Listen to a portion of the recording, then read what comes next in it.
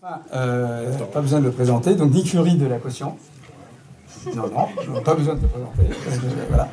Et alors, c'est un pionnier du rap alternatif avec son groupe La Caution, qui sont parmi les premiers à avoir hybridé profondément le hip-hop. On peut dire ça comme ça. Et développé un lyricisme complexe. Ça, c'est sûr. Voilà. En haut de l'affiche, et également membre du collectif Courte Jamais, qui a pas mal révolutionné le cinéma français. Ouais, qui a amené une grosse vibe, en tout cas, un petit vent nouveau dans le cinéma français. Voilà. Donc Nick Fury, donc Ahmed de son vrai prénom, est aussi penseur du fait culturel et animateur sur Radio MOOC depuis de longues années. Ouais, plus d'une dizaine d'années, je sais pas exactement en combien de temps. Ouais. Voilà, donc, et c'est vrai que ce travail-là te permet de vraiment réfléchir aussi sur le fait musical et le fait culturel. Ouais, ce travail-là découle de la passion qui, du coup, voilà, c'est limite plein de choses et surtout en indépendant. Et je pense qu'on est un peu tous dans cette salle, beaucoup sont des indépendants même dans l'âme.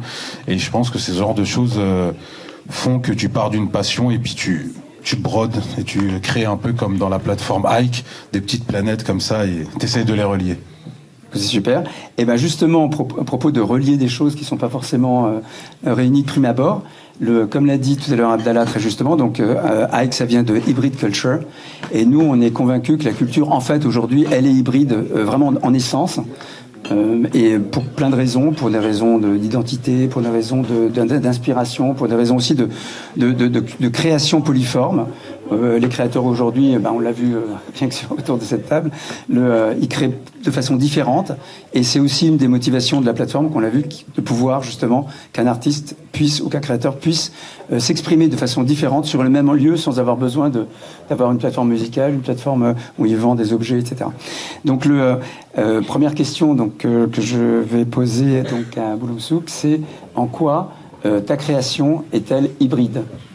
Alors ma création est hybride, tout simplement c'est intrinsèque à mon identité. Lorsqu'on est une enfant réfugiée politique qui est née au Laos et qui est grandie en banlieue parisienne, forcément dans ton essence propre tu es hybride. Il faut pouvoir à la fois digérer sa culture d'origine et sa culture du pays dans lequel on se trouve, alors que ce n'est pas un choix. Et moi dans mon travail, c'est plutôt la pensée qui précède le geste. Donc du coup, du fait d'avoir cette culture qui est une double culture, malgré mes origines totalement laotiennes, forcément, ça se ressent dans mes œuvres. Et c'est aussi des thématiques sur lesquelles je travaille, l'hybridation, tout simplement. Et si je parle dans le concret, je travaille beaucoup sur les interstices, les frontières, voilà, et les interstices dans ces frontières-là. Par exemple, je fais de la photo, de l'argentique, et mes photos ressemblent à de la peinture. Parce que j'ai développé un procédé en fait un petit peu ancien de la photographie qui est le sténopé. Et lorsqu'on regarde mes photos, on a l'impression que c'est de la peinture. Et quand je fais de la peinture, je mélange plusieurs procédés, quand c'est pas nouveau. Mais forcément, je mélange plusieurs méthodes pour pouvoir avoir un résultat qui est en volume pour moi. Donc doublement hybride, en fait. Et toi, Rim ? Alors pour ma part, j'ai fait de la photographie et de la vidéo et aujourd'hui j'écris de la poésie, j'ai publié un roman. Mais dans mon roman, on trouve de la poésie. Dans mes textes de poésie, il y a parfois de la narration aussi. Il y a parfois des personnages forts qu'on suit à travers leur pérégrination poétique, notamment dans un livre que j'ai publié qui s'appelle Les Quatrains de l'All Inclusive et qui se passe dans un lieu qui est une piscine. Et donc c'est un personnage de femme qui est mère et qui observe tous les corps, qui essaie de les comprendre, de les analyser. C'est à la fois un questionnement du lien filial, de la maternité, du corps maternel, mais aussi du corps sexuel. Et donc il y a cette hybridation qui intervient aussi à ce niveau-là. Parce que, je pense que c'est vraiment l'essence de notre humanité, c'est qu'on est d'hybridation, qu'on le sache ou non, qu'on en ait conscience ou non, qu'on l'assume ou non. On est traversé de cultures différentes, d'influences différentes, d'inspiration et d'espoir et d'ambitions différentes. Et donc je crois que on va de plus en plus vers beaucoup moins de frontières, ou en tout cas des frontières étanches entre les différents arts. Et c'est tout à fait positif. Je vois ça avec un bon œil, en tout cas. Et comme tu performes ta poésie, est-ce que quand tu écris ta poésie, tu penses à la performance? Est-ce que tu l'écrirais différemment si tu n'étais pas performatrice de ta poésie? Alors j'ai commencé par écrire d'abord pour le livre et j'ai découvert plus tard qu'il fallait que je performe, que je lise mes textes devant un public. La première fois qu'on m'a annoncé ça, j'étais en PLS, je savais pas. Pour moi, on écrit un livre et puis il fait sa vie en librairie, les gens l'achètent ou pas. Mais voilà, ça s'arrêtait là. Et moi je retournais à mon ordi, à mes carnets, etc. Sauf que voilà, on m'a un peu jeté sur une scène et j'ai commencé à faire mes lectures comme ça. Les premières fois c'était horrible, je tremblais, c'était vraiment... J'ai transpiré toute l'eau de mon corps. Et puis, à mesure que j'en faisais, et surtout, j'ai fait partie d'un collectif qui s'appelle le Bordel de la Poésie. Et on a organisé pendant des années. Le collectif continue, mais sans moi, parce que j'ai arrêté au bout de 8 années de bons et loyaux services. Mais avec ce collectif-là, on a organisé des soirées, des cabarets de poésie contemporaine où les poètes et poétesses sont costumés et où les lectures se font en tête-à-tête. Et les personnes, pour avoir un droit à une lecture, doivent acheter des jetons et nous paye à la lecture. Et ça, c'était Ike Digital. Ike avant la plateforme. Le cabaret Ike. C'est ça. Et c'est à ce moment-là que j'ai commencé vraiment à confronter mon texte à la réception, au public, de manière très directe. Et les personnes, quand les gens payent, ils en demandent pour leur argent. Donc vraiment, on me disait, tu veux pas répéter ce texte? On avait nos habitués, donc des personnes venaient en me disant, moi je veux que tu me relises ce texte. Donc forcément, ça a influencé mon écriture à la fois parce que comme je me voyais, je me projetais sur scène, donc je me disais il fallait que mon texte soit suffisamment musical et agréable en bouche pour que ce soit facile à performer et agréable à écouter, recevoir. Et donc forcément ça a transformé mon écriture. Je saurais pas dire exactement à quels endroits aujourd'hui, mais évidemment que ça a opéré un changement majeur. Ça c'est vraiment intéressant que justement comment l'hybridation change l'origine de l'expression initiale en fait. Et toi, Nick Fury, en quoi ta création est hybride? En fait, moi je dirais que la musique en soi c'est quelque chose d'assez hybride, c'est différents instruments qui se rencontrent et avec les frontières qui sont complètement abolies depuis l'avènement d'Internet, etc. Tu peux avoir un surfeur qui fait une sorte de surf rock avec une rythmique afro-caribéenne, etc. Parce que c'est beaucoup plus facile de récupérer les différentes vibes qui viendraient de partout. Mais disons, ça c'est celle qui est, on va dire, poussée par l'air du temps. Mais t'as un autre type d'hybridation qui est plus celle que nous on a connue avec la caution. C'est celle où moi je sépare les influences d'un artistique dans deux catégories, direct et indirect. Les directs, elles proviennent vraiment de ton background le plus pragmatique possible, d'où tu viens, etc. Et nous, bon, pour le coup, on est des banlieusards d'origine maghrébine, du coup on avait toute la musique maghrébine et un peu orientale, mais beaucoup plus maghrébine, le chabi, le rail, etc. Et d'un autre côté, la funk et la soul, parce que c'était la musique des banlieues, en tout cas dans le 93, c'était un raz-de-marée, c'était le truc que tout le monde écoutait. Cette espèce de mélange, c'est vraiment nos influences directes. Comme de la funk et de la soul a découlé le hip-hop, etc. Ça fait partie de la chose. Mais d'un autre côté, en étant dans un pays européen, on a, alors je vais dire subi, parce qu'à la base c'est subi. Et ensuite on apprend à aimer. On a subi tout ce qui pouvait être les musiques froides, entre guillemets, cold wave, new wave, voire même le rock quelque part, parce que c'est pas forcément la première culture. C'est quelque chose qui indirectement commence à s'imprégner, et si tu refoules pas ces influences-là, en fait, le mélange est vraiment hyper identitaire. C'est-à-dire que tu peux pas refaire tel ou tel. Tu vois, par exemple, je te prends au hasard un groupe comme Outkast, c'est impossible de savoir ce qu'il va y avoir dans le prochain disque, par exemple. Parce qu'en fait, c'est vraiment purement et simplement tout ce qui les habite qui est retranscrit. Et nous, je pense, avec la caution, on avait ce truc-là, parce que, en fait, par un pur hasard, parce qu'on a tous essayé, genre pour ceux qui ont essayé de faire du rap, on a tous essayé de copier le beatmaker qu'on aime le plus. Et en fin de compte, si, je sais pas, tu copies DJ Premier, Timbaland, qui tu veux, t'arrives à un moment donné, c'est toujours moins bien que le mec. voire ça se voit que t'as copié, mais c'est claqué si tu passes le son derrière. Et donc à un moment donné, on s'est dit tant qu'à faire, autant faire notre propre truc. Et grâce à Dieu, il y a un truc qui en est sorti et voilà. Et qu'on va écouter tout à l'heure et qui est assez top. Ouais. Faire quelques morceaux. Alors, écoute, merci beaucoup. Alors, il y avait un autre point au centre de nos réflexions, comme Abdallah l'a dit aussi, c'était cette histoire d'algorithme et de recommandations, en fait, ce qui nous enferme, ce qui ne nous permet pas finalement de découvrir des choses. Et souvent, c'est en découvrant des choses qu'on n'avait pas prévues qu'on est bouleversé, qu'on est surpris, et que justement, on prend une influence, comme tu disais, subie parfois, et qui va venir finalement irradier notre forme d'expression. Et donc, moi, je me posais la question, parce que vous êtes obligés, de nos jours, on est tous obligés de vivre avec les plateformes, qu'on en dise. C'est assez difficile, à moins de s'isoler, je ne sais où. Et donc, il y a des façons différentes de les utiliser et d'en être victime ou pas. Ou de les utiliser en étant conscient qu'ils ont une influence ou pas sur notre création, ou sur notre promotion, ou en tout cas dans notre univers de création.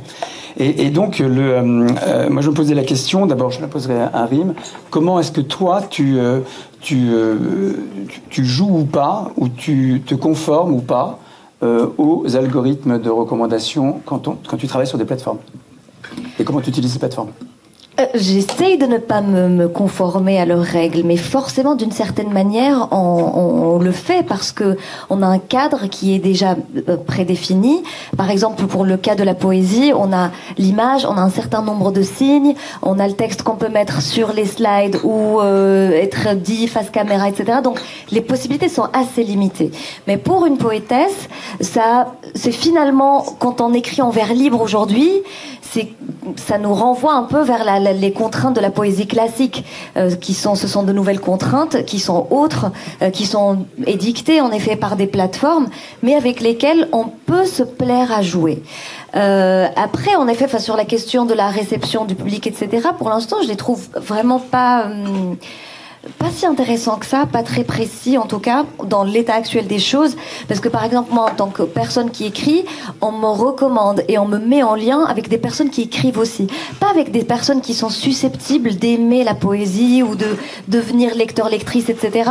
Au bout d'un moment tu te retrouves à prêcher des convertis, des gens qui lisent, qui écrivent déjà, des collègues, des camarades que tu connais, et c'est pas si intéressant que ça. Heureusement que c'est sauvé par la vraie vie et que moi par exemple j'interviens dans des établissements scolaires, etc., ce qu'on appelle le public captif, mais au moins il y a sur une classe de 25 personnes 2-3 qui vont être vraiment touchées au cœur et qui vont suivre et qui vont peut-être me suivre sur les réseaux. Mais en revanche, les réseaux en soi, pour l'instant, les algorithmes ne sont pas si intéressants que ça. Enfin, c'est pas un bouleversement majeur. Comme ce que disait Abdallah tout à l'heure, on se retrouve assez rapidement dans une petite bulle, dans un microcosme avec des personnes qui nous ressemblent.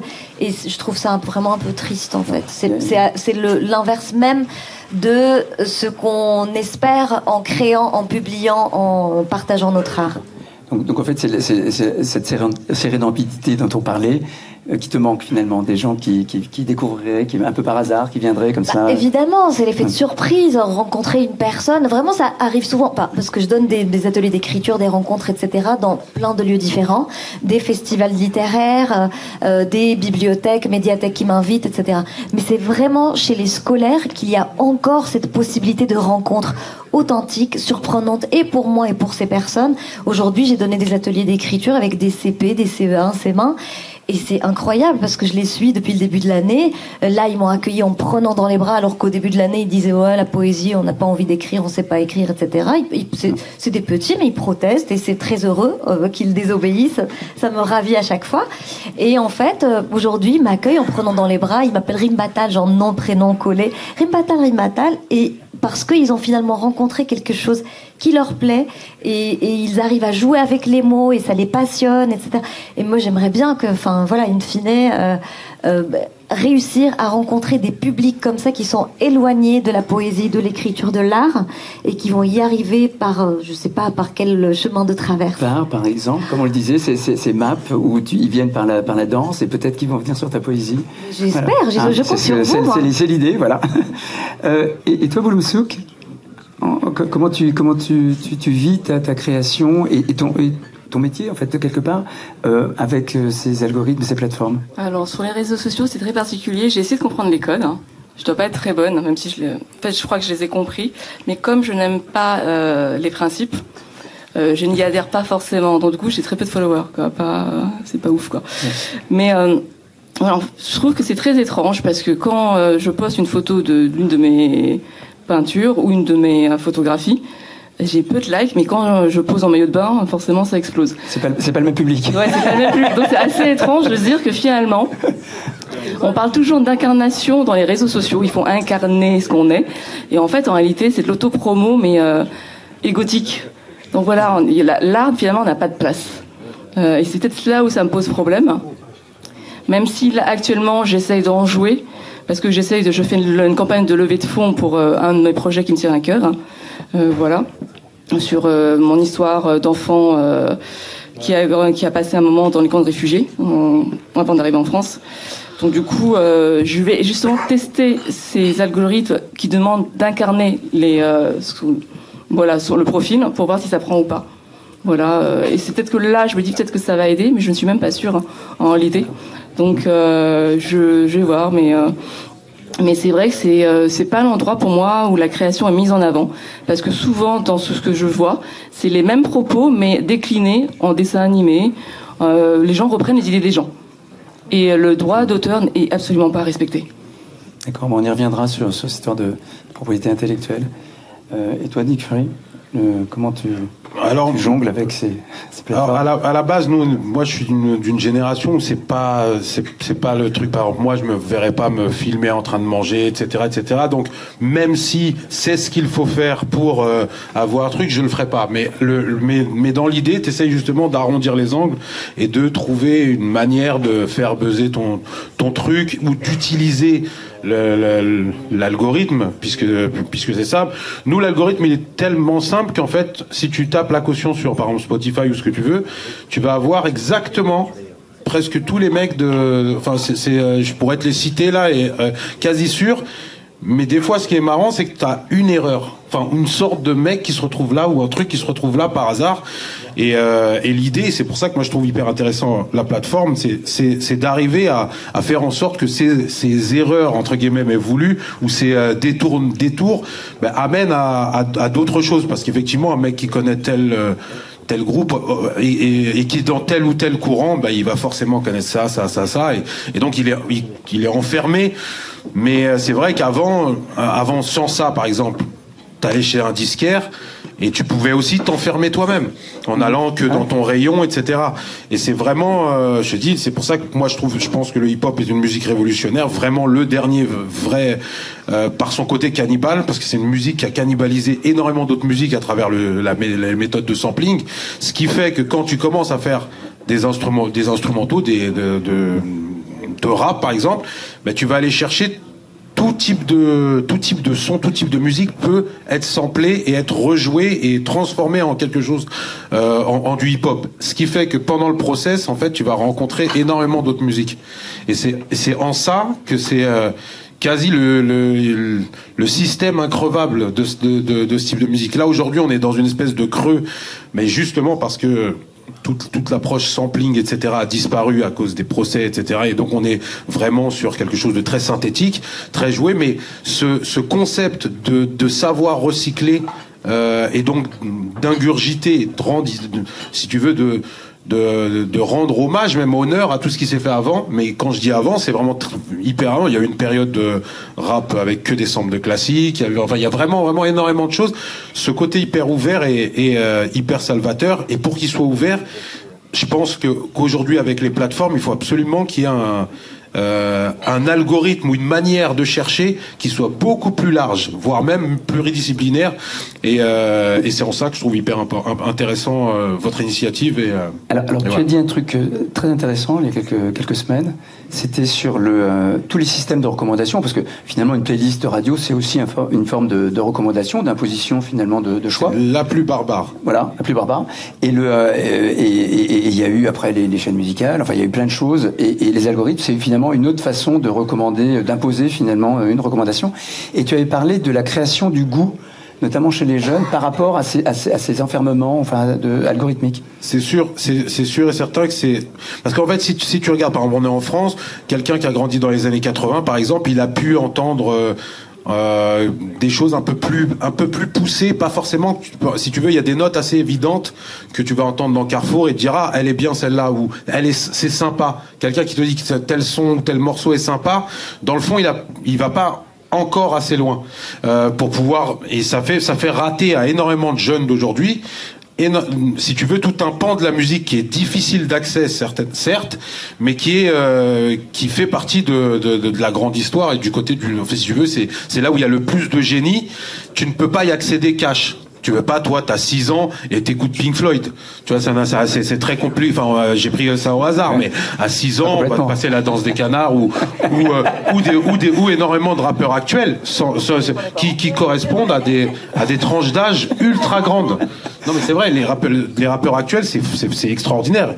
Il y a des gens qui ont 5 ans qui les écoutent et des gens qui en ont 70. Et c'est vrai que c'est une prouesse. Mais en tout cas, derrière, si tu veux, on va dire la vitrine, ou Saint-Michel, quoi. Tu vois, Saint-Michel, on vend des petites peintures et compagnie, etc.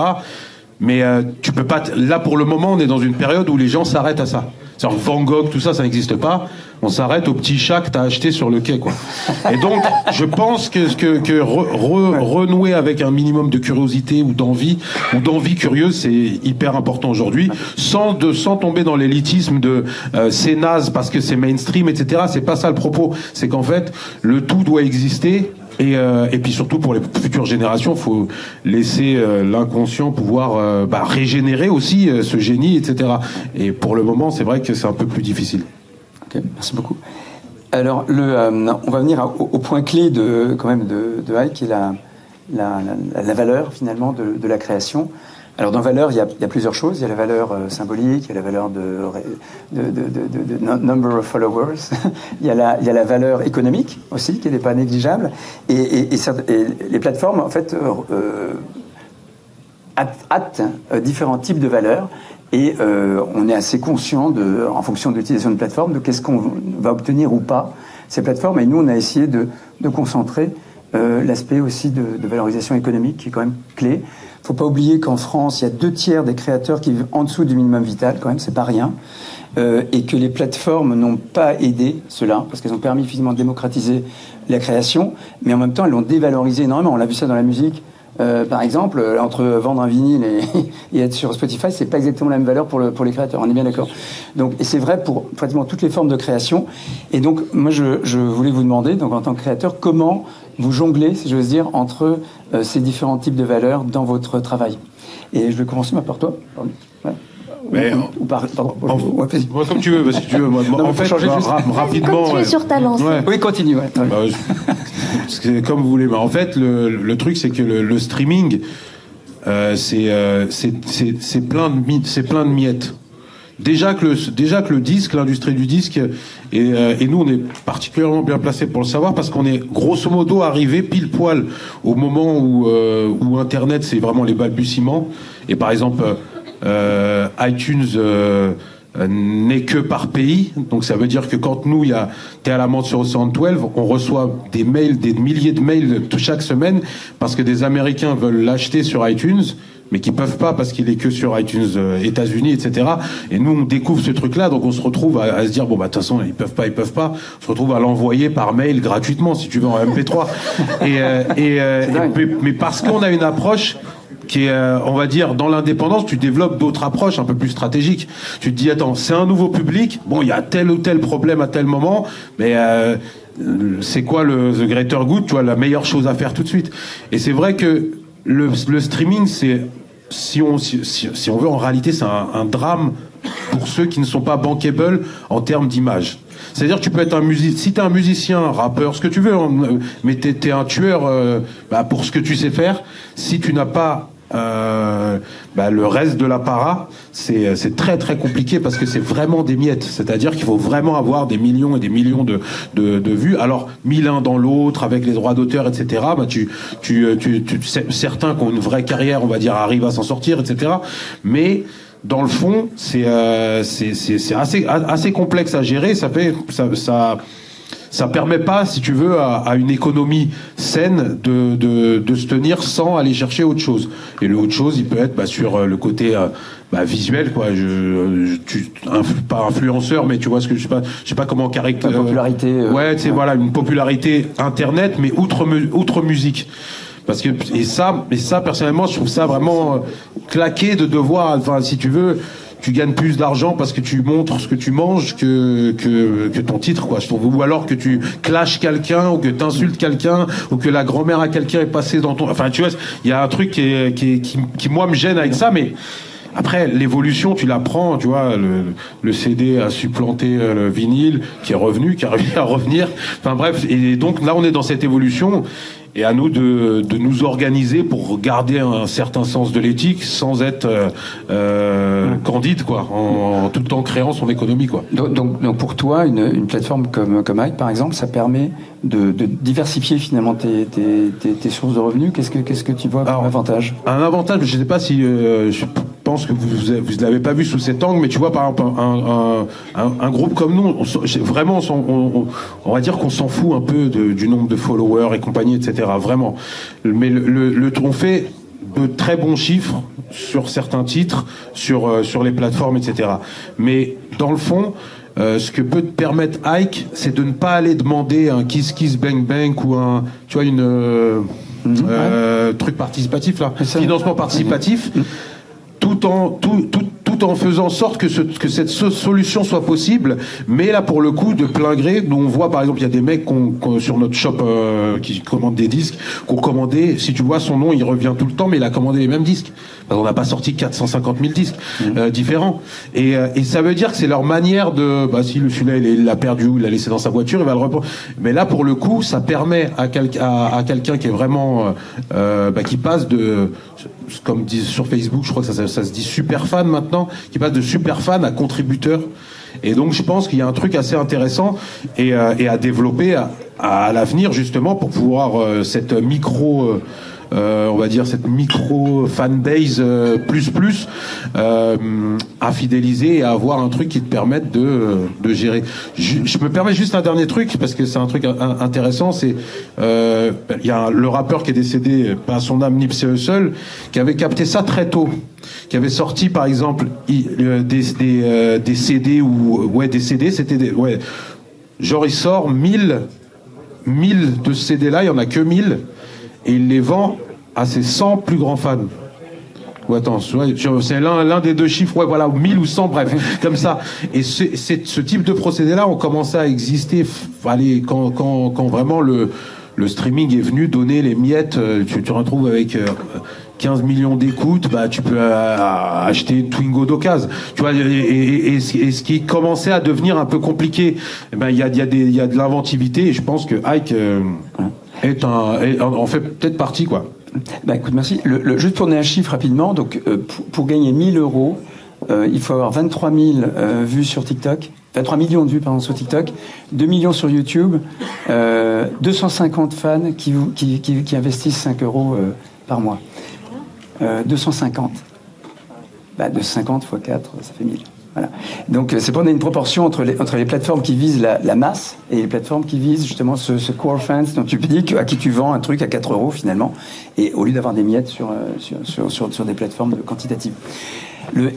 Et toi, Rim, comment tu joues comment tu arrives finalement à vivre, ou tu essaies de réussir à vivre de ton art? C'est-à-dire comment par rapport aux plateformes notamment, comment tu les utilises? Alors, en poésie, en littérature, de manière générale, on a un modèle économique qui est un peu particulier. C'est que, à moins de vendre vraiment des centaines de milliers de livres, ce qui est de plus en plus rare, pour vous donner un peu une idée aujourd'hui des échelles, par exemple, Leila Slimani vend entre 150 000 et 250 000 exemplaires de chaque livre. Elle a eu un Goncourt. Guillaume Meurice, qui est très suivi, etc., et qui a une vraie audience avec des gens qui sont vraiment fidèles, il a publié un livre, il en a vendu 6 000. Moi, en tant que poétesse, le plus grand nombre de livres que j'ai vendus en poésie, c'était 3000. Là, pour le roman, je ne sais pas encore, parce qu'il est sorti en janvier, mais on est à la 3e réimpression.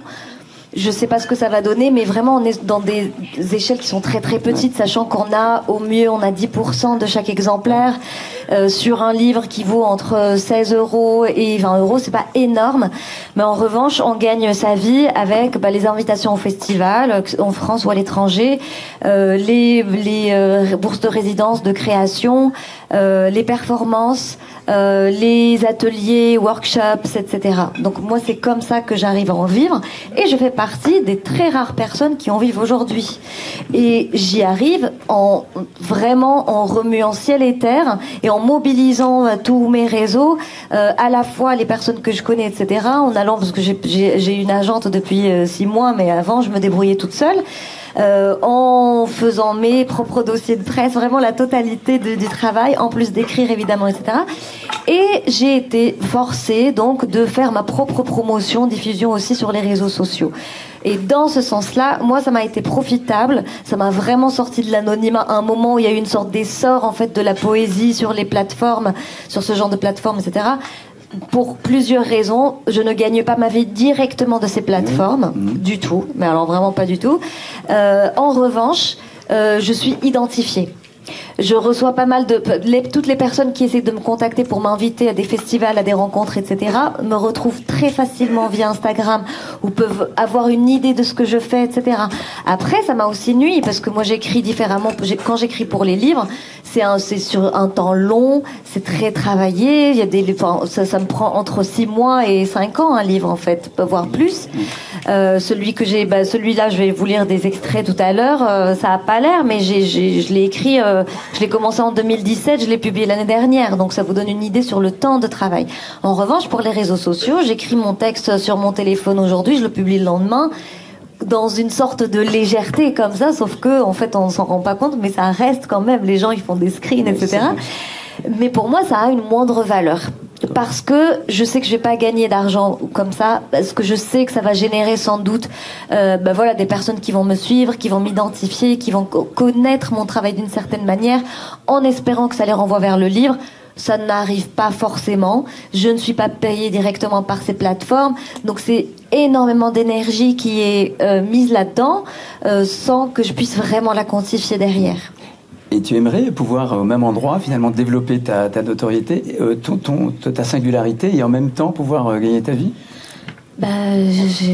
Faites, s'il vous plaît. Voilà. Je compte sur vous. En fait, en septembre, je vais faire une rencontre au Centre Wallonie-Bruxelles qui s'appelle « Qui m'aime me paye », sur l'adage français « Qui m'aime me suive ». Comme j'ai aujourd'hui 18 000 ou 19 000 followers, pour une poétesse, c'est énorme, sur Insta, mais les gens ne me payent pas. Maintenant, il faut s'ils m'aiment, ils font pas comme sûr, il faut que me payer aussi. Donc, faites vos preuves cet été, et si je parlerai de Ike en septembre. On compte sur toi. On compte sur toi. Je compte sur vous aussi. Voilà. Et Bouloum Souk, toi, comment tu gères finalement Est-ce que je gagne de l'argent avec les réseaux sociaux ? C'est ça la question ? Ou comment tu les associes à ta valeur, parce que ça a une certaine valeur, comme disait Rim, avoir 20 000 followers, ça a une certaine valeur quand même. Ça a de la valeur, que je repars sur tout ce qui est égotique, l'individualisme en fait. Les réseaux sociaux sont là pour nous gratifier. Si vous avez vu la série Dopamine sur Arte, c'est exactement ça. En fait, c'est de la drogue. À chaque like, à chaque machin, ça vient juste nous flatter notre ego. En réalité, en termes de valeur créative, pour moi, ça n'a pas de valeur. Parce que moi, je suis dans un secteur où le temps de travail est un temps long. Pour faire une série, un film, c'est 3 à 7 ans de vie. De toute façon, donc, et c'est tout l'opposé des réseaux sociaux où on est dans l'instantané. On est dans la gratification instantanée, et donc on est dans le contenu rapide instantané, qui n'est pas forcément quali en plus. Donc du coup, je n'attends rien des réseaux sociaux, si ce n'est effectivement là où Rima a raison, on est identifiable. Voilà, c'est que les gens peuvent voir ce qu'on fait plus ou moins, et après, moi, ce que les réseaux sociaux m'ont apporté, ce qui est assez drôle, c'est que j'ai été contactée par 2 agences de mannequins, par exemple. J'ai fait passer casting où j'ai raté, mais c'est pas grave. Hein. On m'a demandé de jouer dans des courts-métrages, alors que je suis pas comédienne. Bon, après, je le faisais déjà pour mes potes gratuitement avant. Bon, voilà, quoi, c'est des trucs qui sont complètement à côté, qui n'a aucun sens pour moi, qui est hyper superficiel. Hein. Mais en même temps, ça m'évade, donc c'est pas grave. Mais vraiment, en termes d'argent, heureusement que je ne compte pas sur les réseaux sociaux. C'est pas parce que là, pareil, on est dans les réseaux sociaux flattent aussi cette illusion de la découverte. On a en fait cette illusion qu'on est artiste, qu'on va être découvert. Donc là, on a tout un panel de followers qui est comme une base fan et qui nous donne l'impression d'être découvert. Mais en réalité, c'est pas rémunéré. Les gens prennent un temps énorme. Moi, je suis épatée quand je vois des contenus, des fois très sympas, du temps qu'ils ont passé dessus, et je me dis, mais en fait, ils sont pas payés. Et effectivement, moi, le temps de création que je fais pour mes œuvres, je ne le passe pas sur les réseaux sociaux. Là, je fais juste un exercice parce que j'ai une levée de fonds, mais j'espère que ça marchera. Mais sinon, en temps normal, je suis pas quelqu'un qui publie énormément en termes de feed. Après, je suis quelqu'un qui documente sa vie. Donc oui, je me suis pliée aux histoires des stories. Je trouve ça assez fun. Et en même temps, c'est vrai que ça participe à créer cette impression de communauté. Voilà. C'est un peu la monnaie de singe pour toi. Oui, c'est ça. On peut le dire. D'accord. Alors, il y a eu, on a dit la notion de valeur de la création à la période des plateformes et de l'IA. Alors, il y a eu énormément de grèves, notamment dans le cinéma, par rapport au non-respect de la propriété intellectuelle ou à la réutilisation de certains éléments. Sans que les gens le sachent même d'ailleurs, et dans d'autres industries. Comme vous êtes sur différents secteurs, en quoi... alors il y a des gens qui créent avec l'IA aussi, et qui deviennent des nouveaux artistes de l'IA. Il y a des personnes ici d'ailleurs qui sont très, très dans ce domaine-là. Vous le voyez comme... l'IA, vous la voyez comme un danger et bon, il y a tous les métiers aussi en dehors de la création. Il y a 4-5 personnes qui travaillent pour chaque créateur. Autour de ces créateurs, c'est peut-être ceux qui sont les plus menacés aujourd'hui par l'IA, les doubleurs, en fait, ces gens-là. Vous, quelle est votre réaction par rapport à l'IA? Par Curie, t'étais comment par rapport à l'IA, toi? De toute façon, là, en fait, c'est même pas forcément une réaction hostile à ce qui existe. C'est un fait. La technologie avançant en chasse une autre, se ferme des portes, en ouvre de nouvelles, etc. L'IA, c'en est encore au BA. Enfin, là, pour arriver même ne serait-ce qu'à comprendre des fois, la qualité même de l'analyse ou même de ce que des moteurs IA peuvent faire. Pour le moment, on est tous un peu largués. Certains l'utilisent en mode gadget, tu vois, un peu comme si ce truc, mais vraiment capter le côté même flippant de tout ça qui peut arriver. Mais on a les plateformes, etc. Sont arrivées et ont chassé un ancien mode de diffusion et de rémunération de la musique. Et peut-être que l'IA, certains pensent que l'IA va même limite annuler la musique, en tout cas pour le coup, puisqu'en fait c'est assez... Dans le fond, c'est assez simple de reproduire des process de création, voire même d'écriture. C'est là où c'est fou, et c'est là où aux créateurs atypiques et qui ont une forte identité de garder le cap, parce que c'est beaucoup plus dur de reproduire je sais pas, quelqu'un qui fait quelque chose qu'on pourrait qualifier de bizarre ou d'atypique, que de reproduire là tu demandes, il y a certains trucs d'IA, si tu leur demandes une balade type David Bowie, c'est un truc, c'est bluffant, c'est réellement bluffant, c'est d'un niveau où tu te dis mais c'est pas possible, et pourtant, c'est un artiste singulier. Lyricalement. Ouais. C'est un artiste singulier, sauf qu'il a été singulier à une époque. Son blueprint, sa méthode s'est diffusée tellement qu'elle est devenue l'académisme. De la même manière que les Beatles, etc., etc. Et du coup, pour le coup, cette manière de travailler, ce type d'accord, ce type même de comment t'agences un morceau est assez facile maintenant aujourd'hui à automatiser.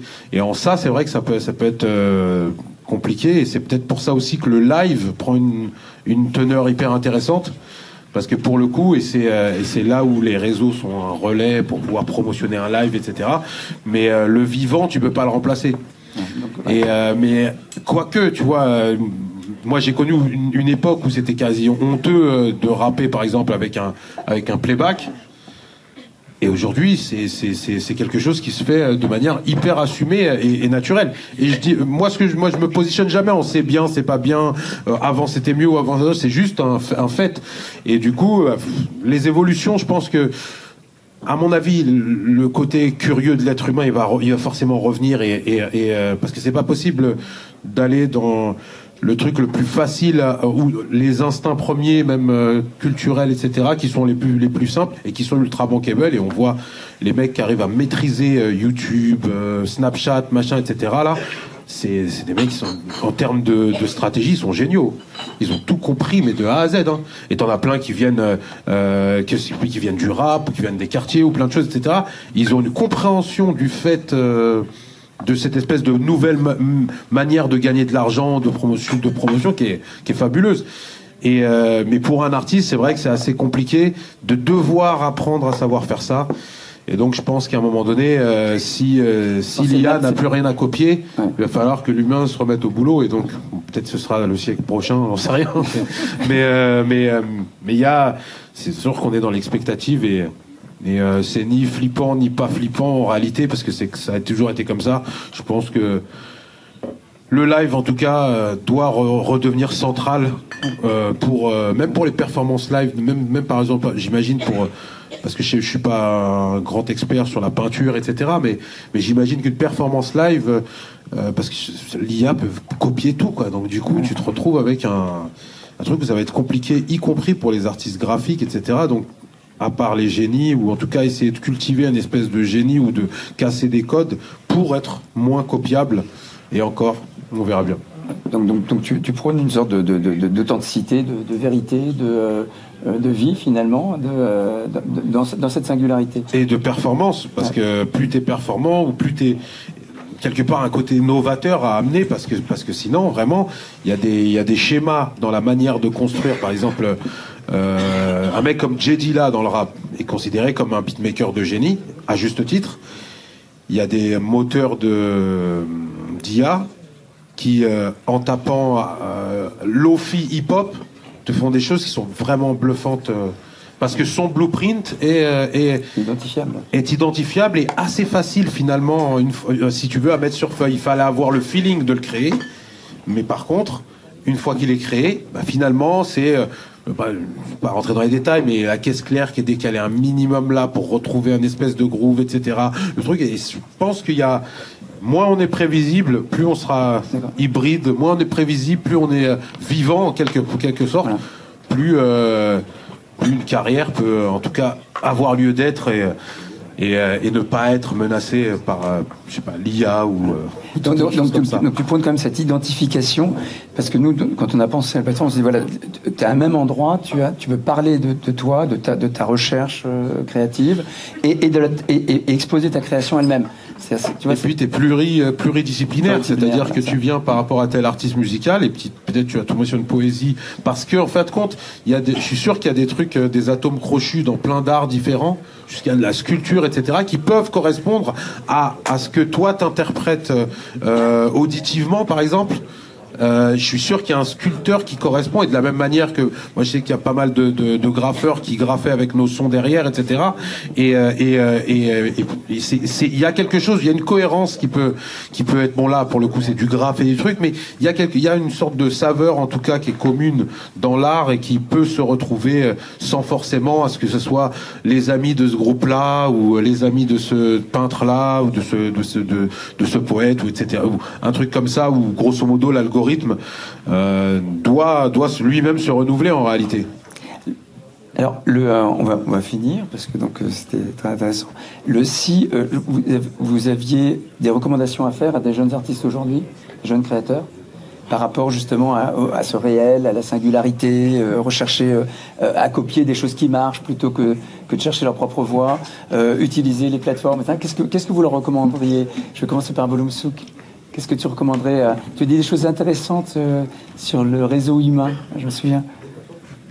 Moi, j'encourage toujours les gens d'y aller. Forcément, il y a toujours de la place pour tout le monde, mais c'est vrai, ce qui est important, parce qu'on est quand même dans un monde de réseau, on est un monde où les gens se cooptent, c'est de penser au réseau dès le départ, donc de penser collectif aussi.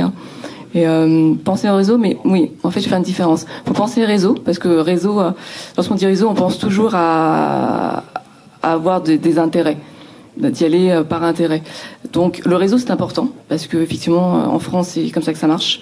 Et penser aussi au collectif, parce que dans mon domaine par exemple, je conseille souvent aux gens qui démarrent dans l'audiovisuel pour faire des films ou des courts-métrages, c'est de trouver des synergies, des talents pour pouvoir faire ensemble le premier film, pour avoir chacun après sa bande démo, tout simplement.